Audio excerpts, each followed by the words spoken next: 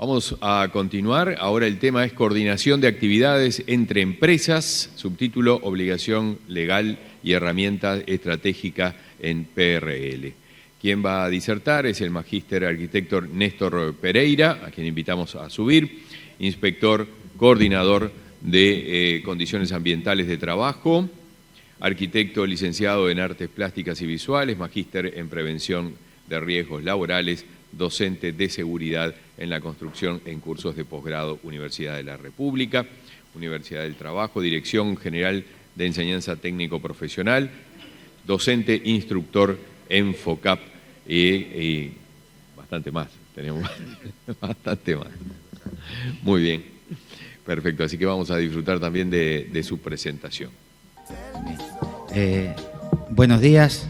La verdad que es bastante difícil hacer una presentación después de lo que vimos, y más con un tema, digo, que si bien no está relacionado directamente con la temática, creo que sí lo que voy a presentar, vamos a coincidir todos que es uno de los factores de riesgo psicosociales que también se presentan en la industria de la construcción, porque más de uno trabajando en situaciones como la que voy a presentar debe haber debe haber tenido alguna manifestación corporal producto de esto.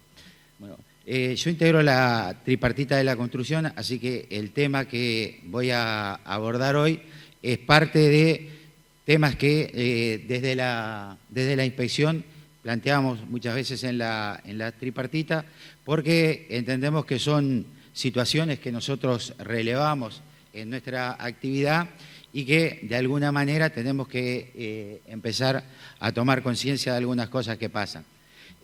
Los fenómenos de la subcontratación y las nuevas modalidades de gestión de obra, así como nuevas figuras que están apareciendo, como son la de los fideicomisos, digo, donde unas o más empresas se vinculan temporalmente para desarrollar, para realizar una obra, nos está planteando nuevos retos, tanto para quienes tienen que gestionar la seguridad como para quienes tienen que realizar el control.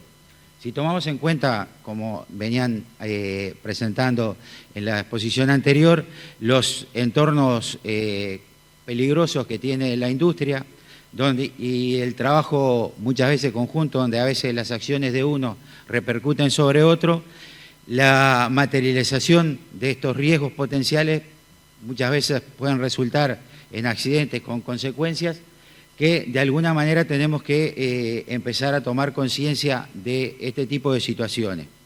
Esto nosotros lo verificamos muchas veces en nuestras inspecciones. Acá no hay un estudio como el que veíamos anteriormente, sino que lo que hay es lo que nosotros recabamos en nuestra actividad diaria y que de alguna manera se transforman las podemos ver reflejadas en esa serie de frases que yo les dejaba de ahí, donde muestran algunas deficiencias en cuanto al tema de la coordinación que existen muchas veces en las obras. Y bueno, esto genera un escenario que a nosotros entendemos que debemos empezar a trabajar en ello. Hablando del tema de la subcontratación, nosotros creemos que hay un marco normativo que ya lo aborda. Cuando tenemos un marco normativo o los legisladores empezaron a tratar estos temas es porque hay una realidad a la cual de alguna manera hay que empezar a establecer algunos parámetros para poder controlar. La primera ley que tenemos es la 18.099, que es del año 2007, que establece a grandes términos la responsabilidad solidaria de los patrones o los empresarios con sus subcontratistas. Esto en materia principalmente de créditos laborales. Después, esta ley, como les decía, es del 2007, en el año 2008 eso se modifica parcialmente, estableciendo algunos requisitos que si el contratista principal toma determinadas acciones, su responsabilidad pasa de ser subsidiaria y deja de ser solidaria. Y en el artículo 7 también establece el deber del patrono o el empresario principal a colaborar en las medidas previstas en el artículo 1 de la ley 5.032 y también habla de los decretos reglamentarios de la Ley 5.032 y de los convenios internacionales de trabajo vigentes.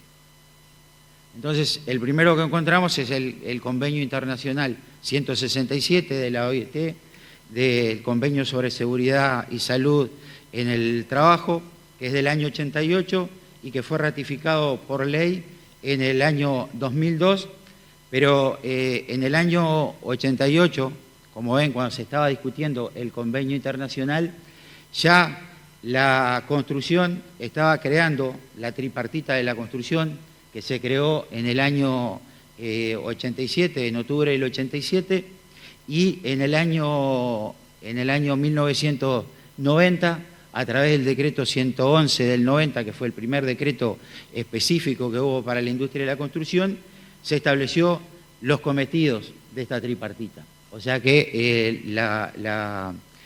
en el mismo tiempo que se estaba discutiendo el convenio internacional de la construcción, acá en el Uruguay estábamos trabajando en ámbitos tripartitos, tratando de legislar en materia de prevención de riesgos laborales. El artículo 8 de este decreto establece que cuando 2 o más empleadores realicen actividades simultáneas en una obra, es necesaria la coordinación entre las empresas. Eso establece en el literal A, y después en el literal B reafirma esa necesidad de coordinación, estableciendo que cuando el contratista principal no se encuentre en la obra, tiene que delegar esa coordinación para que se puedan aplicar las medidas de seguridad en todo momento. Después el decreto 125 del 14, en el artículo 13, establece que lo que no esté regulado lo que no esté contemplado en la normativa, en el decreto relativo a la seguridad en la construcción, se tomará como referencia y material de consulta el convenio internacional que, como decía, está ratificado por la ley 17.584. Y también habla de los repertorios y recomendaciones de la OIT. Después, en el decreto 246 del 24, que lo que hace es reglamenta la política de seguridad y salud laboral, en el artículo 3, cuando habla de los principios orientadores, en el literal I establece la coordinación y dice que, tiene que existir coordinación en la adopción de medidas de seguridad y salud en el trabajo y que los empleadores deben garantizar esa necesaria coordinación cuando 2 o más empresas trabajen de manera simultánea en el mismo lugar de trabajo. O sea que claramente la obligación de coordinar está establecida en la normativa, no es una opción y la coordinación es exigible en todas las obras. Y la normativa establece que es responsabilidad de las empresas. Ahora, coordinar no es solo cumplir con la ley. Digo, para que sea efectiva no puede quedarse en un mero intercambio de documentación o información a los efectos de deslindar responsabilidades futuras. Tenemos que tratar de convertir esto en una herramienta estratégica de prevención. Porque creo que vamos a estar todos de acuerdo que la coordinación como una herramienta estratégica nos permite tener una prevención proactiva, o sea, coordinar nos permite anticipar los riesgos y aplicar las medidas preventivas, ¿tá? Sobre todo en la prevención de accidentes derivado en la interferencia entre tareas. Mejora la gestión, facilita la asignación de roles y la optimización de recursos y mejora la comunicación y el flujo de la información. También fomenta la cultura preventiva, estableciendo compromisos y promoviendo un entorno laboral más seguro y responsable. Y fundamental, mejora la productividad, ya que nos evita los retrasos que se dan por la falta de seguridad. Todos sabemos que cuando hay temas de seguridad en la obra, el delegado de seguridad tiene la potestad de detener las tareas en caso de un riesgo grave o inminente, y después en las inspecciones que realiza el Ministerio, cuando no están dadas las condiciones, la clausura es una de las herramientas que tiene el inspector para realizar hasta que las condiciones se vuelvan a controlar. Después, algunos mecanismos para establecer una coordinación efectiva. La figura de la designación de figuras, ejemplo, coordinadores de seguridad que articulen entre las empresas y bueno, y que sean un nexo con los organismos de control. Acá hoy hablaba de que estas nuevas modalidades en la gestión de las obras nos lleva a generar situaciones, o sea, nos establecen nuevos desafíos para quienes tienen que hacer la gestión de la seguridad, el tema de coordinar y trabajar con muchas empresas, pero también es un problema que se nos presenta a los inspectores a la hora de controlar. Como veían en el parador de preguntas que tenía yo ahí, de afirmaciones que tenía, nos aparecen un montón de cosas cuando vamos a inspeccionar. Muchas veces, cuando vienen los recursos de nuestras inspecciones, muchas veces pasa que nos dicen, bueno, la máquina que estaba en obra sí es de nuestra empresa, pero quien la estaba usando es el subcontrato. Después, en el tema de los accidentes, a veces un subcontrato que utiliza una máquina de una empresa y cuando interrogamos a la persona dice, yo trabajaba con una máquina similar, pero esa no sé qué le pasó, algo falló. Entonces, todo este tipo de cosas tenemos que tener en cuenta.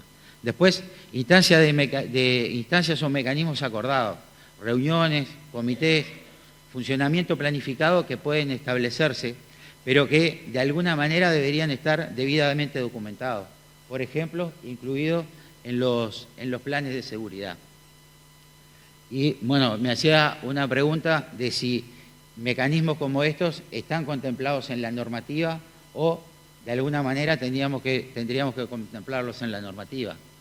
Como les decía, desde el año 87 está funcionando la tripartita de la construcción. En el año 90, con el decreto 111, se establecieron los cometidos de la tripartita. Y bueno, dentro de los cometidos está el tema de revisar periódicamente la normativa y bueno, establecer las modificaciones que sean necesarias.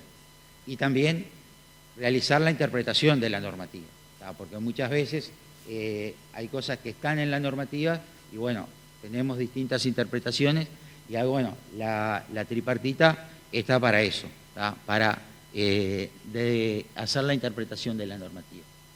Bueno, como les decíamos, para cerrar ya, la coordinación en las obras de construcción no es solo una obligación legal, sino que es una estrategia fundamental para reducir los riesgos y proteger la vida de los trabajadores.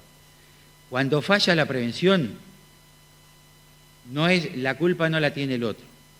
En la coordinación, en la comunicación y la supervisión efectiva se define el éxito de un proyecto. Y la prevención no se contrata, no se subcontrata ni se delega, se asume. Bueno, muchas gracias.